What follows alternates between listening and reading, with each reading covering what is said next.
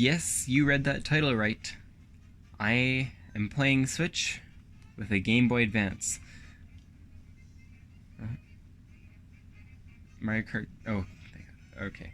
But yeah, essentially, this is a GameCube controller in the way that I have this configured. But um, in terms of all the buttons, everything is mapped 1-to-1 as they would be on a GameCube controller. The only thing that's changed is select, which is mapped to ZR. And these are R and L on a standard controller. But yeah, I was playing some Mario Kart earlier, and it's fully playable. Well, mostly playable. Anywho, yeah, so it's crazy, but it actually works. So I'm going to show you how I did it. So let me just turn this off. If I were to turn this back on right now, it wouldn't work. It just boots into the Game Boy BIOS, and that's all it does. But the secret is here. This is a GameCube with a Game Boy player running Game Boy interface.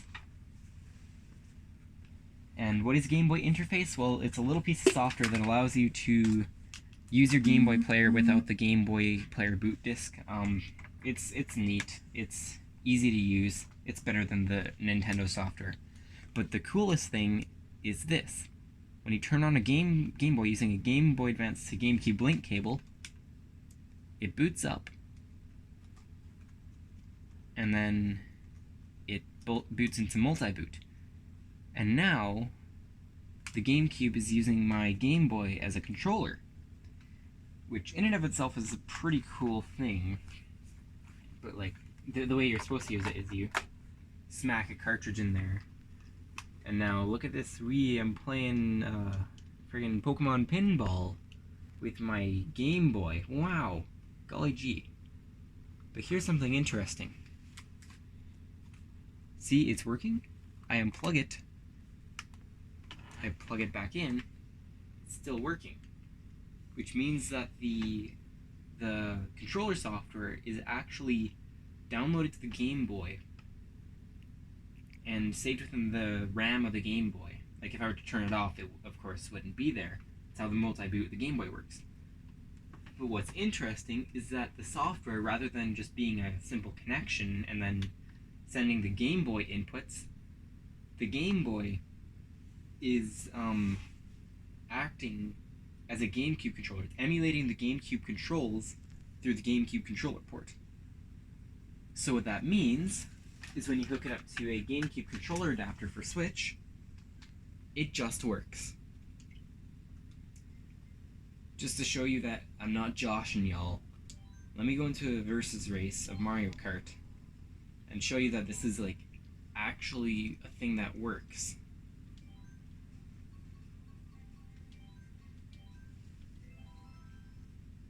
I'll only do a lap of the track, but just to show you that everything does in fact work. And it's an actual thing that works. This here is potentially groundbreaking in creating new ways to play Switch and opening new doors for homebrew, because there's a lot of GameCube homebrew that to my knowledge, it doesn't support Game Boy Advance connectivity. But using a method such as this one, it might in the future.